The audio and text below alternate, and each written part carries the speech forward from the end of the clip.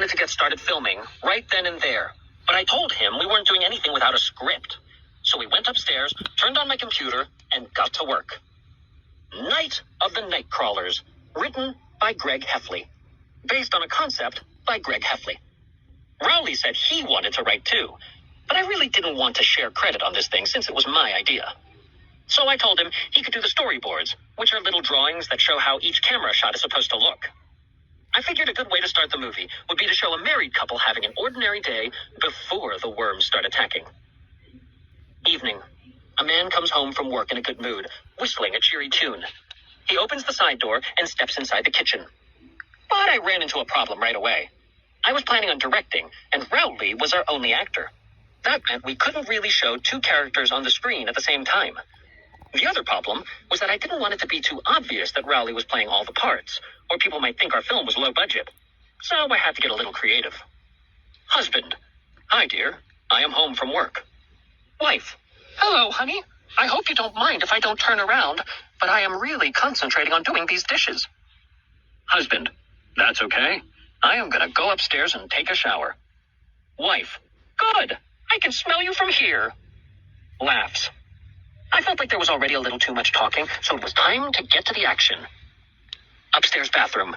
The man steps inside the shower and turns the water on. Husband. Oh, man. This shower is going to feel great. And my wife is right about me stinking. But then, worms shoot out of the shower head. Husband. What the heck? This isn't water. It's worms.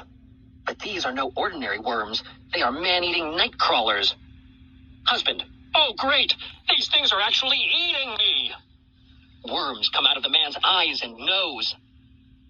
When Rowley finished that last storyboard of worms coming out of the man's eyes and nose, he was white as a ghost. But I reminded him the worms were just candy, and that calmed him down. Back to the kitchen. The man runs into the room with a towel around his waist. Husband. Honey, don't use the water. But it's too late. The woman is a skeleton. Now I really started to lose Rowley. I had to remind him this was all make-believe, and we had a plastic skeleton that we were going to use for this scene. But he was practically hyperventilating. I realized maybe this was a good place to add some comedy, so I put in a line of dialogue, and that brought Rowley right back. Husband. Well, I guess this means I'm single. Winks. After that was taken care of, it was back to the action, and the next scene was a big one. The man looks outside. The house is totally surrounded by night crawlers. Husband. Oh no, I'm surrounded. I'd better call the cops. The man puts the phone to his ear and dials 911. Husband. Hello? Is this the police? I am calling to report. Wait. What the? A worm crawls from the phone into the man's ear and out the other one. Husband.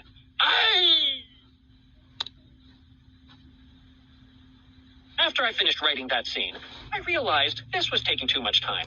Plus, there were some scenes I hadn't figured out how to shoot yet, like the battle between the mayor and the 500-foot king Nightcrawler at the end of the movie.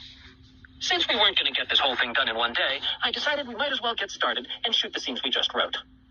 I found my parents' camcorder in Mom's closet, and luckily, there was a film cartridge in the camera bag. We also borrowed some clothes from Dad's closet for Rowley's first costume, and even though the pants were a little long, they more or less fit.